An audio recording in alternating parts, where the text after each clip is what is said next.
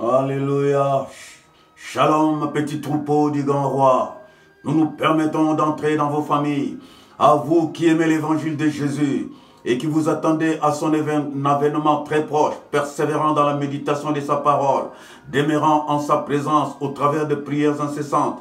Nous vous bénissons, vous tous qui, des quatre coins de la terre, vous sanctifiez comme de 5 vierges sages, gardant les lampes allumées et entretenant les réserves d'huile dans vos vases, avec des palmes à la main, dans l'espérance d'accueillir notre Seigneur Jésus, l'époux tant attendu, l'aîné parmi les frères, les ressuscités, les narcisses des savants. Encore une fois, salut.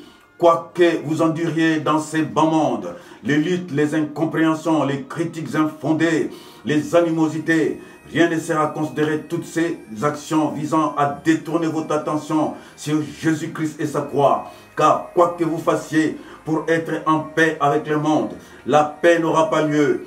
Aussi l'armée de Satan et tous ses agents sont partisans des troubles, et où que vous viviez, dans votre propre famille, votre belle famille, le lieu de travail, retenez cet avertissement inscrit dans Proverbe 29, 9, qui dit, si un homme sage conteste avec un insensé, il aura beau se fâcher ou rire, la paix n'aura pas lieu.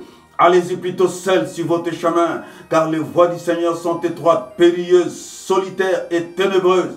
Voilà pourquoi Dieu nous a appelés à être riches, investissant dans les biens durables et éternels.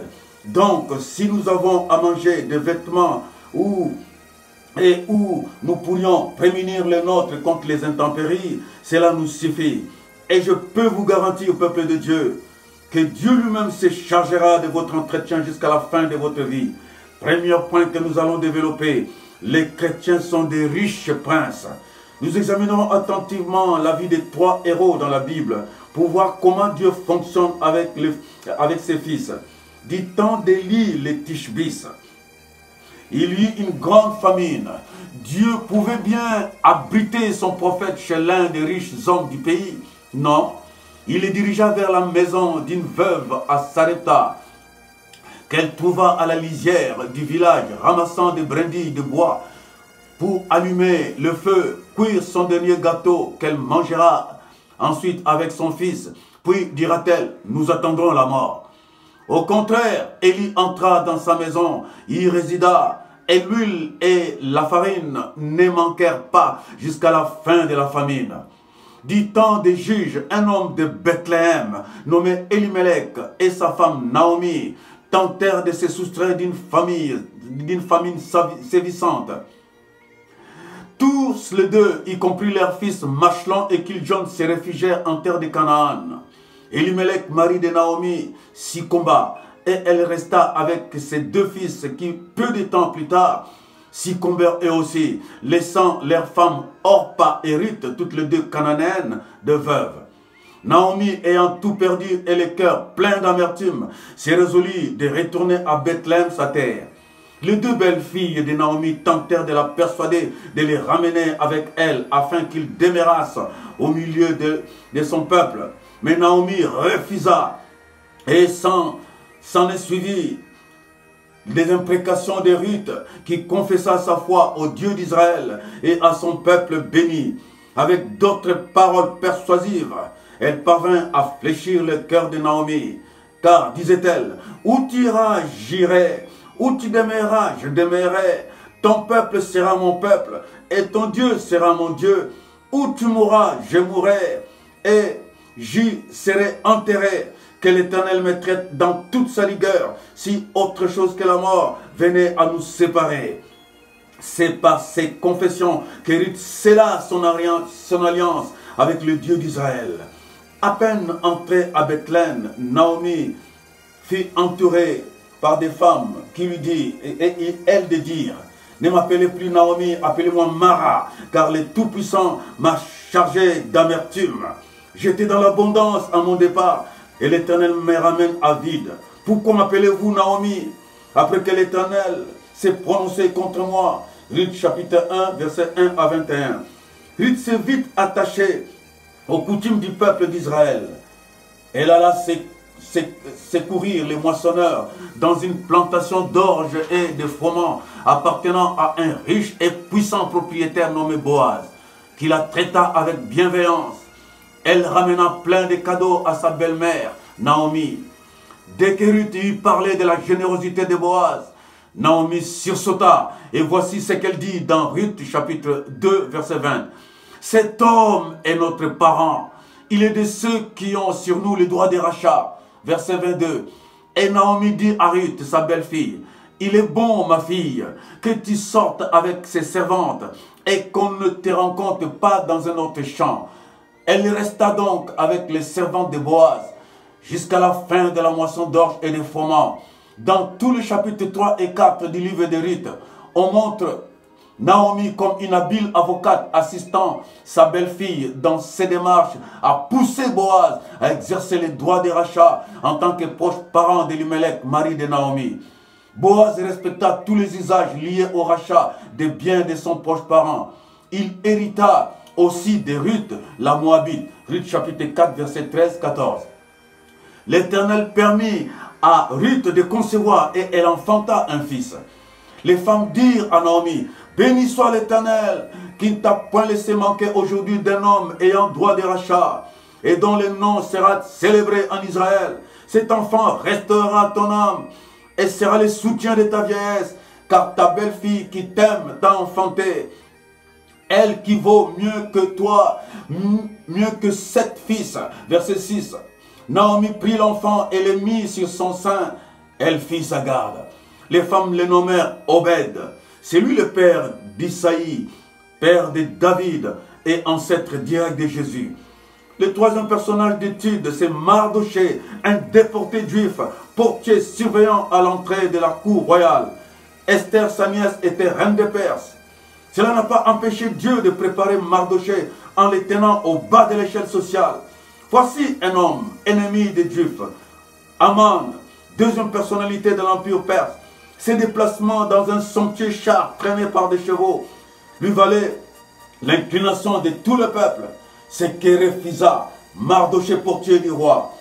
Pris de haine pour Mardoché, il décida d'exterminer tous les Juifs de l'Empire et prépara même une potence pour supprimer son ennemi Mardoché. Or, ces derniers avaient sauvé la vie du roi en dénonçant un complot visant son élimination. Un jour, le roi Assuérus ordonna qu'on lise dans les archives royales, dans tous les hauts faits marquant son règne, on découvrit qu'un certain Mardoché avait sauvé la vie du roi. Et quelle récompense a-t-on réservé à cet homme? Rien du tout, répondirent les scribes. Alors le roi ordonna que la deuxième personnalité du royaume, Aman, l'ennemi des Juifs et de Mardoché, d'organiser la cérémonie en l'honneur de Mardoché. Nous lisons Esther 6, verset 4. Aman était venu dans la cour extérieure de la maison du roi pour demander au roi de faire pendre Mardoché au bois qu'il avait préparé. Verset 6. Aman entra et le roi dit, que faut-il faire pour un homme que le roi veut honorer? Aman s'est dit en lui-même, quel autre que moi le roi voudrait-il honorer? Verset 7. Aman répondit au roi, eh bien, il faut prendre le vêtement royal dont le roi se couvre et le cheval que le roi monte, sur la tête duquel on pose la couronne royale, les promener à la place publique et crier devant lui. Le roi dit à Aman, prends tout de suite les vêtements et le cheval, comme tu l'as dit, et fais ainsi à Mardoché, le juif qui est assis à la porte du roi, et ne néglige rien de tout ce que tu as mentionné. Deuxième point de notre étude, quelle est la richesse d'un chrétien? Sa connexion, son alliance avec Dieu, peu importe son rang social, font de lui un participant à la gloire céleste. Il est donc porteur de marques d'autorité du Père. L'homme né de nouveau et qui s'attache à la loi de son Dieu est une richesse non seulement pour sa famille, sa belle famille, son quartier, son église, mais aussi sa nation. Souvent haï, détesté, incompris et mal aimé, il est un parfum de vie, mais aussi un parfum de jugement. Il a une identité, il est le prince du royaume. Il est au service du Père. C'est un lévite, un sacrificateur, exerçant un sacerdoce royal. Donc Dieu lui-même est sa richesse. Il fait partie de la nation sainte. Israël est juif spirituel qui est l'église du Seigneur. Lisons Esther chapitre 6 verset 13. Zeresh, femme de Haman, et les sages de Haman dirent à Haman, si Mardochée devant lequel tu as commencé à tomber est de la race des Juifs, tu ne pourras rien contre lui, mais tu tomberas sous son pouvoir. Comme pèlerins et voyageurs en partance pour la cité céleste, nous empiétons sur les plates-bandes de Satan. D'où les combats, les luttes, la faim, la soif sont les lots des fils du royaume. Et Dieu qui marche à leur côté, crée des moyens pour triompher toujours. Un des Lévites célèbres a réfléchi sur les tribulations que le Fils du royaume éprouve et a célébré la démarche et les plans de Dieu. Voici ce qu'il dit dans Psaume d'Azaph, chapitre 73, verset 3. Car je portais envie aux insensés en voyant des méchants. Rien ne les tourmente jusqu'à leur mort. Et leur corps est chargé d'embonpoint.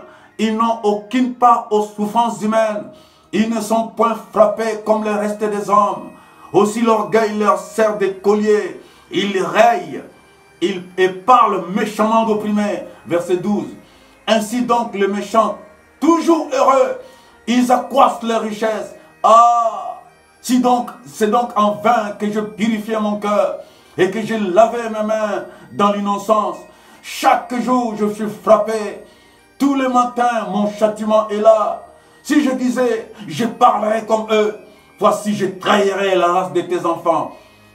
Jusqu'à ce que j'aie pris garde au sort final du méchant. Oui, tu les places sur les voies glissantes. Et en un instant, les voilà détruits, exterminés par une fin soudaine. Verset 24. Tu me conduiras par ton conseil, puis tu me recevras dans ta gloire. Le roi Salomon, pour sa part, observa ce qui suit. Je vis des esclaves sur des chevaux et des princes à pied. Ecclésiaste chapitre 10, verset 7. Jésus lui-même, notre prince, on l'appelle prince, n'est-ce pas? Cependant, il fut un excellent piéton. Et il eut une fois comme monture un anon, tandis que les grands de son époque avaient des chars, des chevaux, des palais, des châteaux. Lui, il était le prince, roi, sacrificateur, seigneur, sauveur, nourrissant des milliers, guérissant, libérant les captifs, montrant les royaumes de Dieu dans toute sa gloire, sa richesse et sa splendeur. Et nous, ses disciples, ne sommes-nous pas sur ses pas, très riches des mystères du royaume, aussi quoi que Dieu nous accorde durant notre pèlerinage, car concessions, bateaux, avions, villas, comptes en banque et de divers autres biens. À votre avis, bien-aimés, à votre avis, à quoi tout cela devrait-il servir? Si ce n'est pour la gloire du royaume de notre Père. N'oubliez pas, chers amis, que tout passe, mais il y a une gloire qui ne passe, ni ne s'éteint.